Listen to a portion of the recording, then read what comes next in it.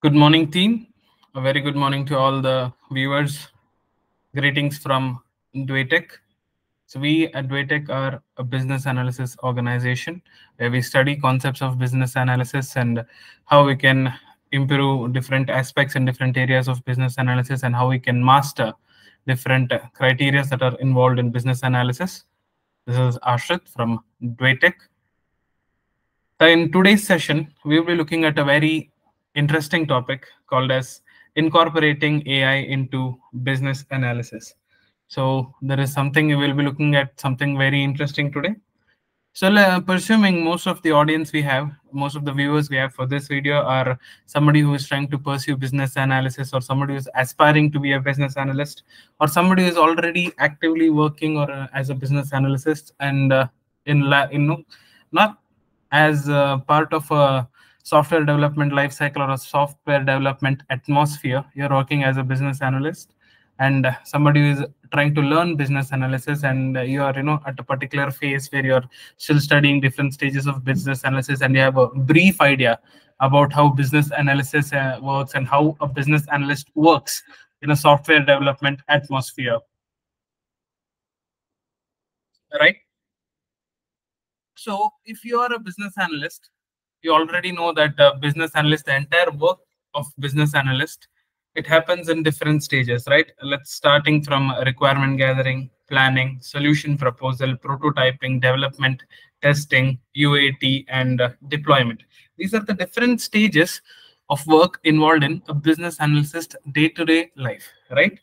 So based on these different phases of business analysis, we will be looking into a few phases. In the initial stages of a software development process, the first stage would be, meeting the client, understanding the requirements of the client, gathering the requirements, and documenting all the requirements and, planning about what you can give or propose or offer to the client as a software solution, discussing with the development team that you have and proposing a particular solution and to make the solution more acceptable and for the to visualize the kind of solution that we are proposing, creating the prototypes and to create the prototypes and to clearly explain the requirements to the development team using methods like user stories, use case diagrams, activity diagrams, based on what kind of software development approach that you are in. You might be approaching the software development as in a scrum agile atmosphere. You might be approaching software development as in a sequential waterfall approach, right?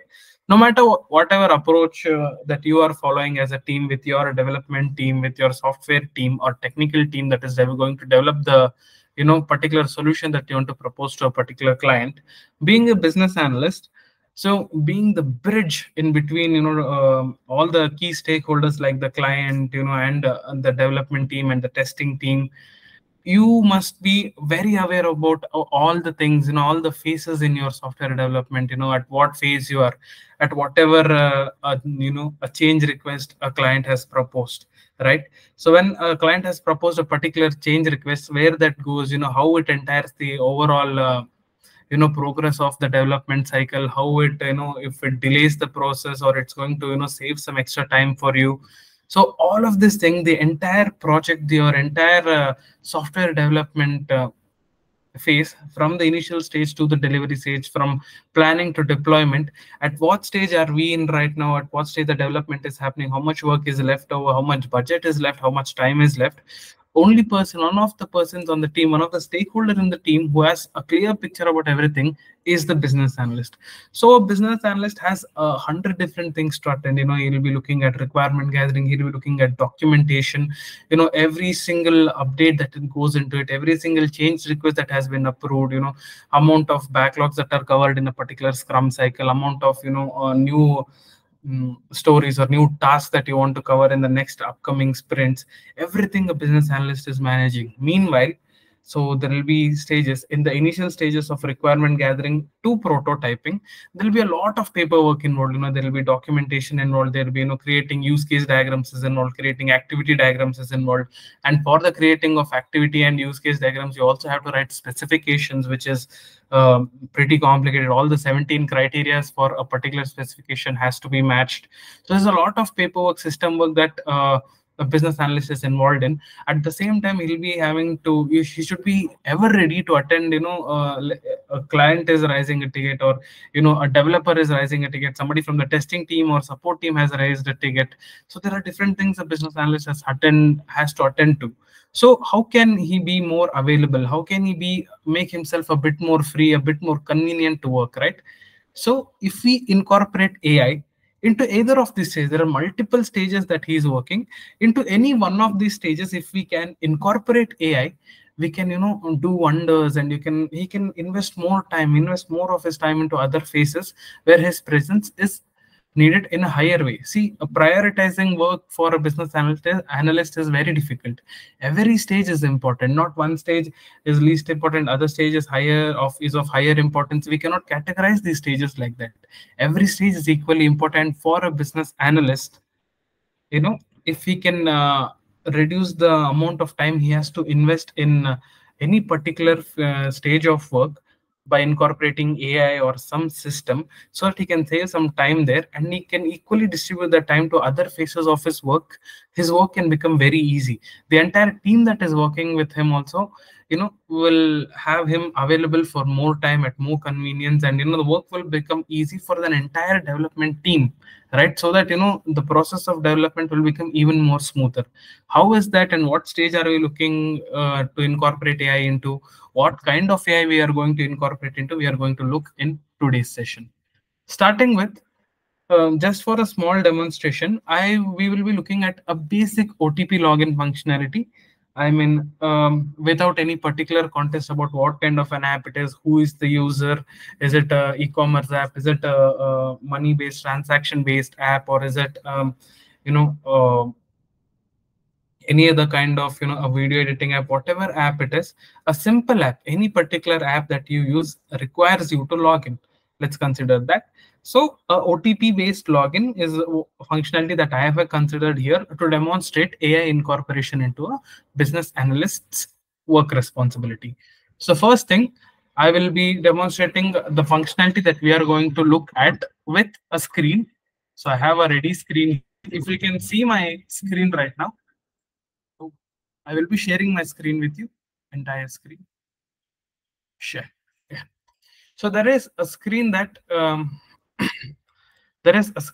want, I'm sharing on the screen. So this particular screen I have displayed here to demonstrate a basic functionality. So there is a particular software or an application called as Shopcart. I am going to demonstrate to you a OTP based login. So what does this particular screen show you? So how many functionalities can you observe here? There is a back button, which is a functionality, right? It is redirecting us to some other page. There is a submit button, which is also a functionality, but it is not performing because there is some condition attached to this particular functionality. So this particular screen, which I am sharing to you, which is completely visible to you, right? It is prompting me to enter the employee ID for login, right? So I am going to enter the employee ID, which says shopcart_BDA_01. This is the employee ID that I know. I'm going to enter the employee ID. I'm submitting.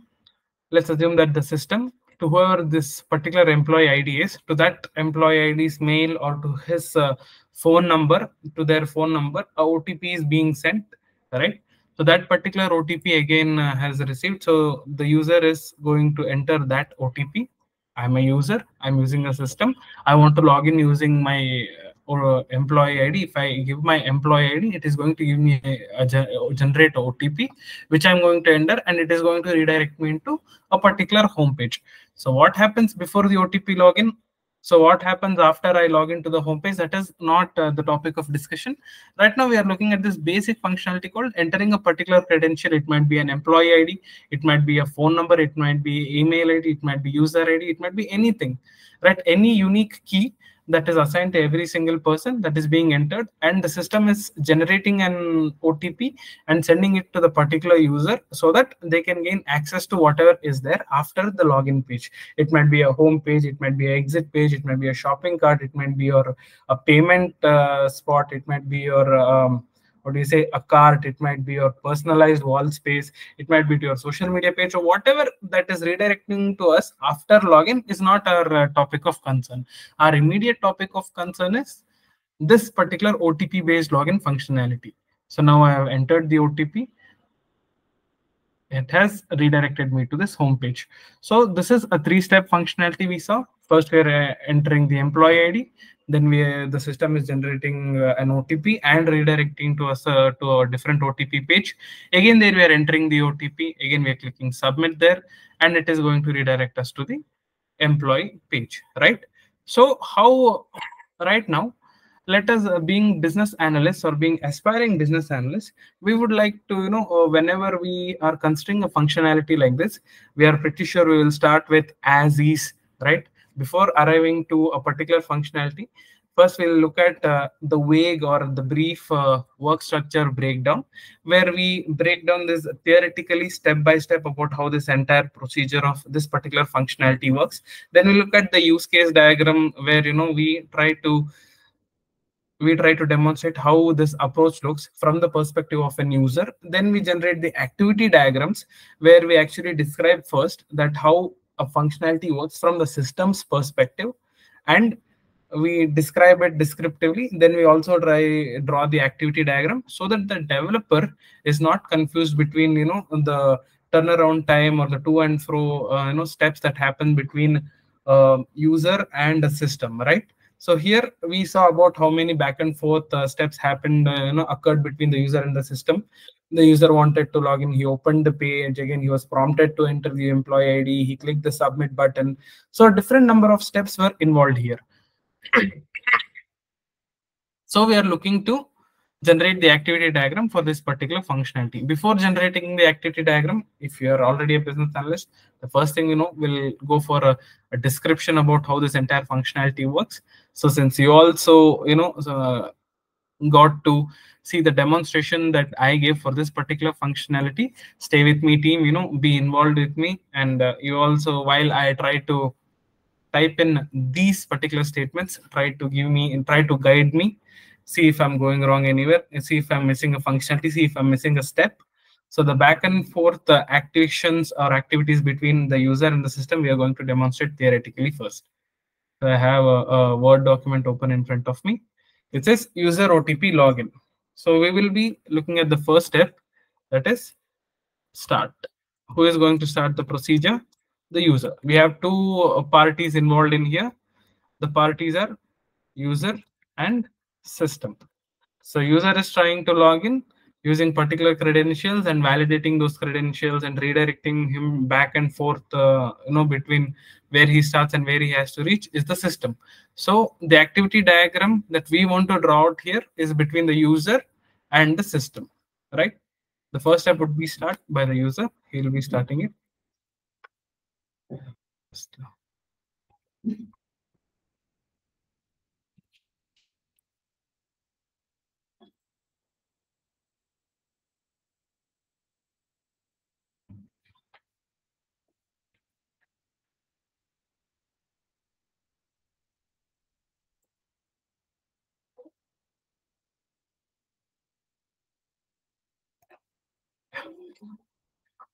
Start user.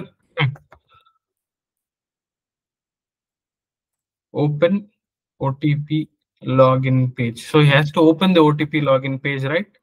So that is also done by the user. At number 3, we have as soon as he opens the OTP login page, he's being redirects to OTP login page. Who does that? The system does it, right? The system. Once he's redirected into the OTP login page, he is being prompted to enter the OTP. The screen has an employee ID space where he can enter the OTP. He has a box where he can enter the employee ID and he can try to OTP login. So prompts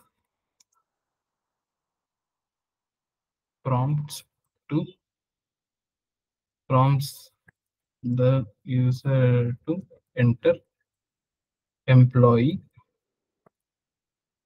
ID. Right. This is again done by the system. Right. Next we have, once he is prompted to enter the employee ID, the user enters the employee ID. This is again done by the user. So user number 6. So once he enters the employee ID, obviously he's going to click on submit. Click submit. So user. Right. So once he clicks submit, once the employee ID is entered, so here I am assuming that the employee knows the employee ID. So we are not going to look at the negative cases of the employee ID or the OTP being wrong. So this is like a user who knows his employee ID and who will obviously get the right OTP. We are not looking at a negative case. This is just a demonstration of AI, how we can incorporate AI, and not about how many possibilities can occur in this functionality. So we're looking. That's why there could have been a number of complicated functionalities that we could have considered, but I'm considering this simple functionality so that you can understand that how easily you can incorporate AI at starting from a basic stage, and you can follow the same template or follow the same process flow or the same algorithm, which you can duplicate, which you can replicate with further different or difficult or even simpler or even complicated functionalities. But let's look into this particular functionality right now. Once he clicks the submit, it will redirect to OTP page system. So once the user is being redirected to the OTP page, he will be prompts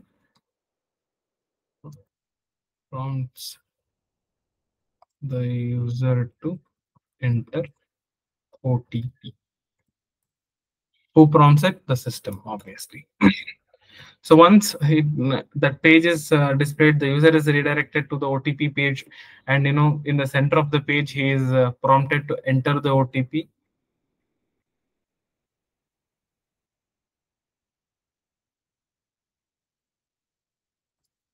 User. So even before we say prompts to enter the OTP, there is something that is happening behind the scenes. Generates, sends the OTP. Who is doing this? Again, the system. I'll just change the order here. Sorry, team. Let me just take a look.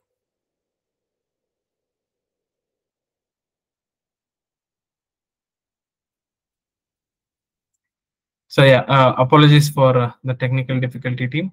We are going to go back. Yeah. So enters the OTP. I'm going to enter. So yeah, the generates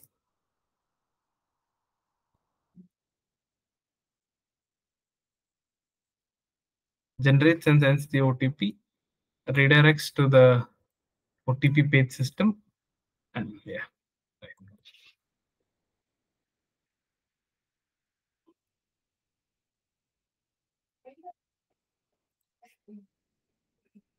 Redirects to the OTP page system, prompts the user to enter the OTP. Who is doing it? Again, the system. Right. Enters the OTP user. See how I am following everything step by step. I'm labeling and indexing every step so that while creating the activity diagram, we don't miss out on anything, because these kind of activity diagrams and these descriptions are very important for the developer, because the developer has not met the client. The developer doesn't know what he's working on. Exactly based on what you present to the developer as the requirement or the solution that we are proposing, he's going to develop. So as a business analyst, activity diagrams or user stories or use case diagram, these particular steps are very important and very necessary, and you'll have to be very precise. You have to be very precise and very clear about what you want, what the system has to have, what are the features that the application must have. These features or these steps should be very clear. They should be very precise. Even one if you miss one step also, it is going to lead to an entire process of debugging and redeveloping, and again a failure in UAT, which is really not which might lead to scope creep, that is a delay in the proposed or the expected time of project delivery, and increase in the budget. These kind of things occur when these kind of small mistakes are committed by business analysts. Being business analyst, anything that you communicate via diagrams or via theoretical documents must be very precise, very clear, and very to the point, right? We'll look into the next step. Enters the OTP,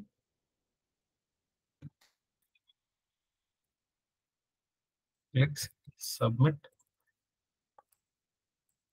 user,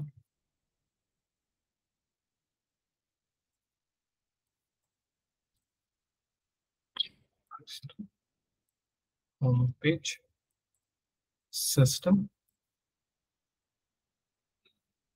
and stop user. Yeah.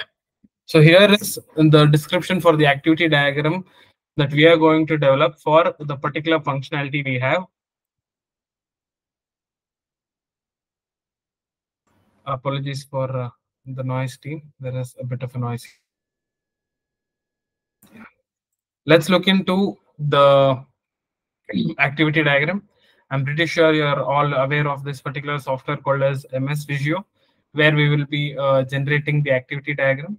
So I have already arrived at UML activity, right, to generate the activity diagram. So the two stakeholders that are involved in this particular phase is the user and the system, right? So based on the description that we have given, so this indicates the start of the workflow.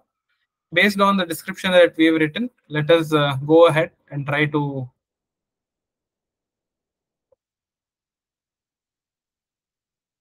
design our activity diagram. I'm just making this more so that it is more visible. I hope it is clearly visible to you, team. This is start by the user. So we'll use the copy paste method where we have already described, right? Open OTP login page.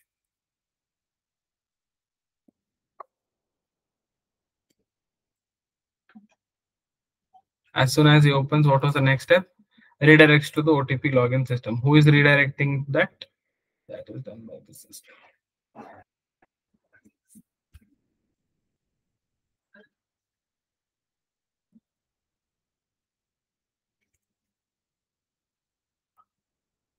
So this is a small demonstration about creating this particular activity diagram. Why am I creating this diagram? Is just to give you a small demonstration about what we did in theoretically. Now we have to generate the UML, right? The unified modeling language diagram for the same, so that in between the back and forth, how this in when a user clicks something, how does the activity or the system reacts? Every step must be very particular so that the developer has developed them without any faults.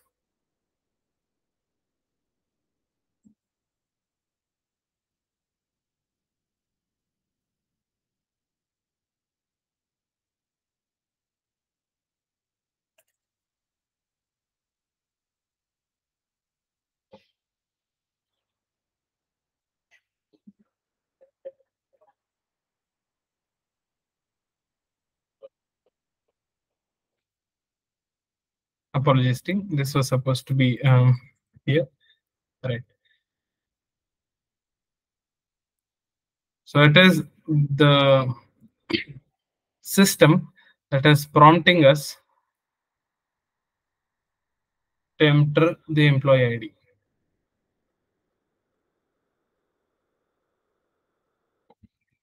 Enters employee ID, right?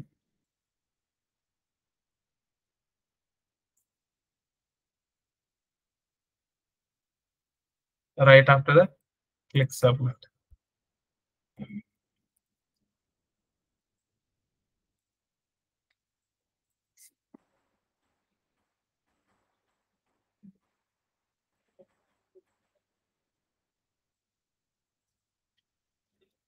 Generates and sends OTP.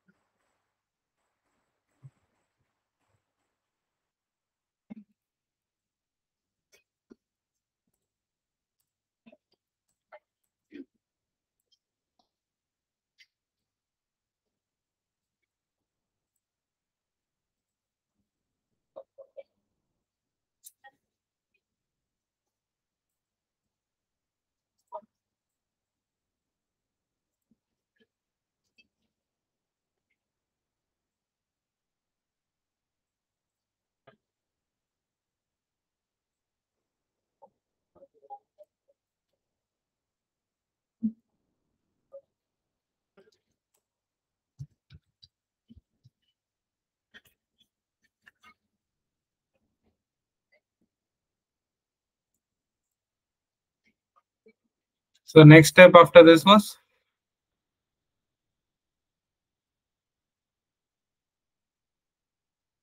enters OTP.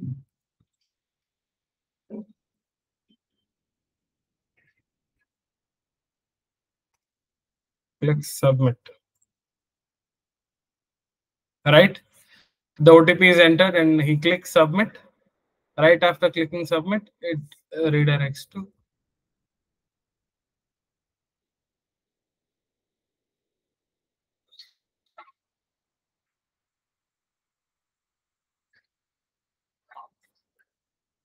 home page. Right.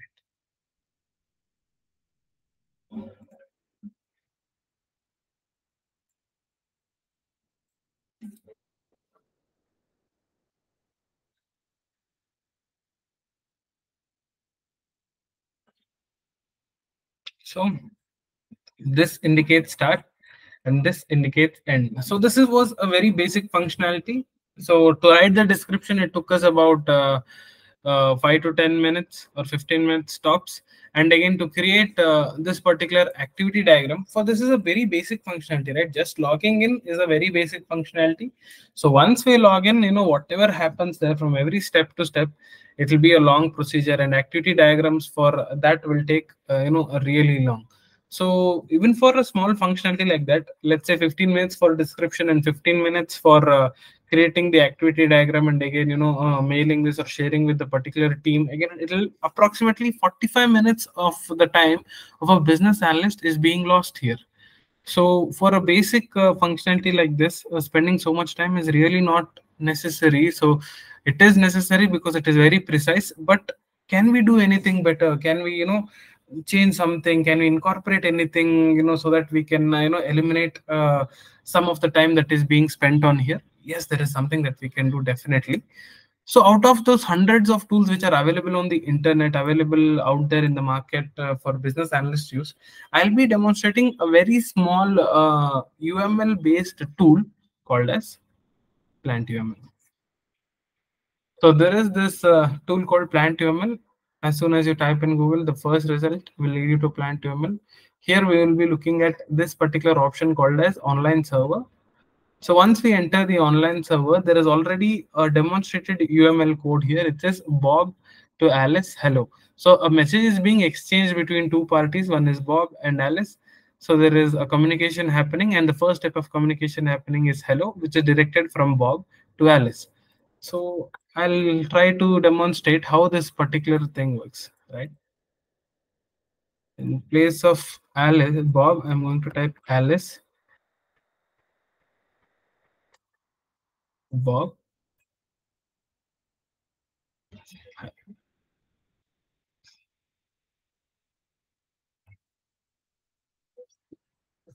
See?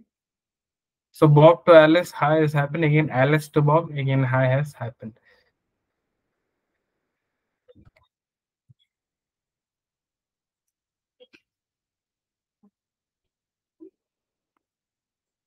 Can you see? Right? So this is a basic UML diagram generating AI. So you can generate your use case diagrams, your work structure breakdown diagrams, and your activity diagrams also. But start UML, plant UML is a very code specific, it is very code sensitive. So whatever, it can generate all kinds of UML diagrams, use case, activities, all these diagrams it can generate, but the description to generate these diagrams or the detailing about these diagrams has to be given very precisely, right? Just the way I have given the code, like, Bob to Alice, hello communication is being happen again from Bob to Alice, again a hi. See, I typed mistakes it as Bob.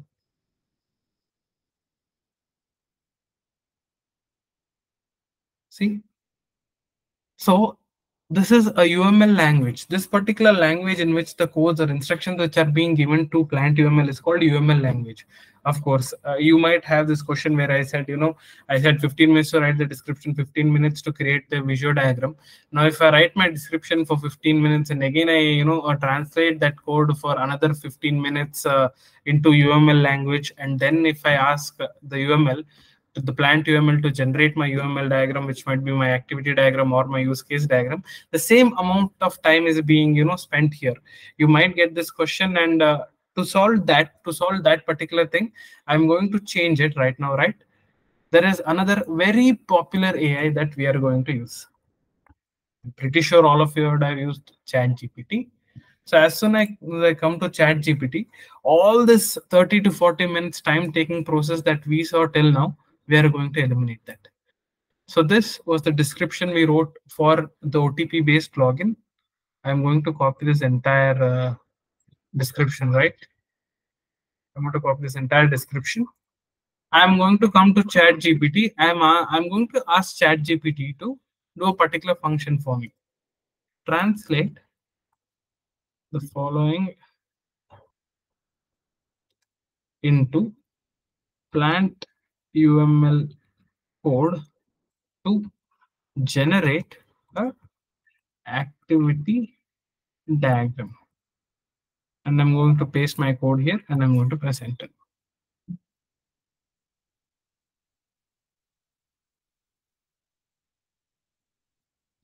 Right?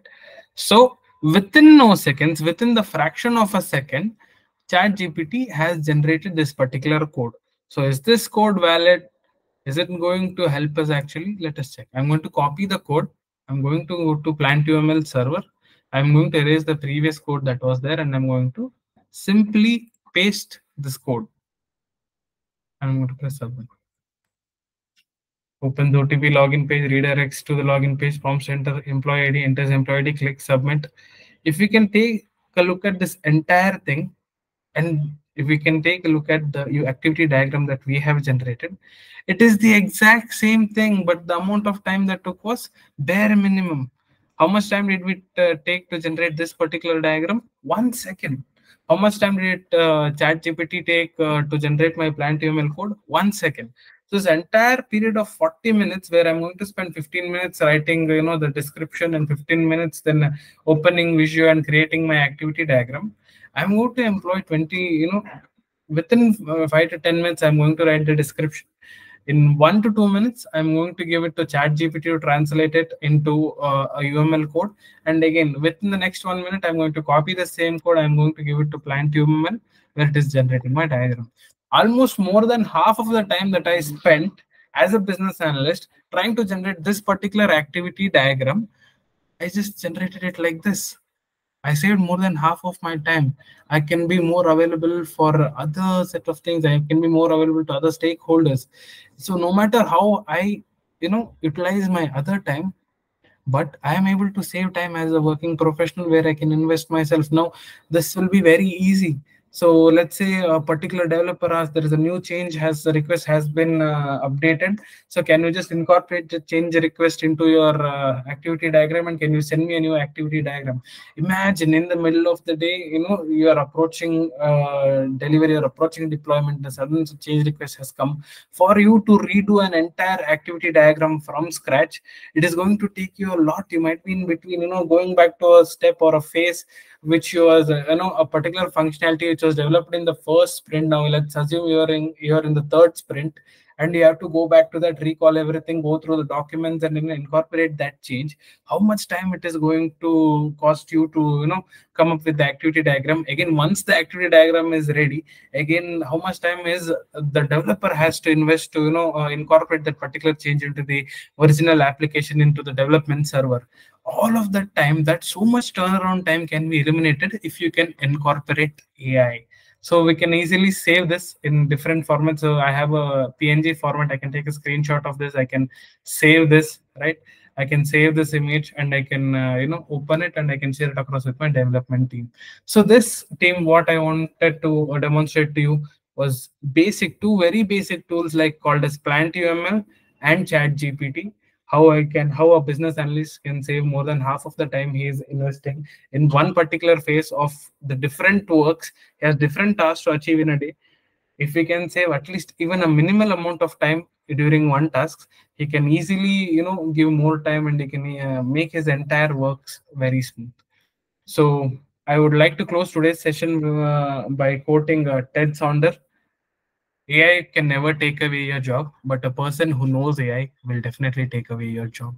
So we know how unstable the market is. We know how the situations are. So you have to keep earning. You have to keep learning. You have to keep growing. You have to keep learning. So every stage of your life, as a professionally requires a new you, requires you to be updated. So AI being the latest hot thing in the town, if you can learn these basic steps, basic tools like Plantium Manager, there are hundreds of other tools also which we will be looking at in the near future.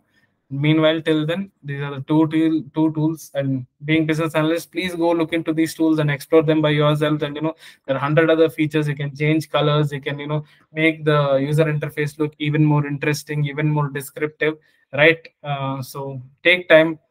Try to invest more time, in learning Chat GPT, Plant UML. Dwaytech will be coming forward with more number of these AI tools. Our dream and our aim is to make a business analyst job more easy, and producing more efficient and more capable business analysts for the industry is our goal. We are showing the way. The way tech is here to show the way, and we will be coming up with more. Meanwhile, keep practicing, keep learning, keep growing. Thank you, friends. Have a good day, everybody.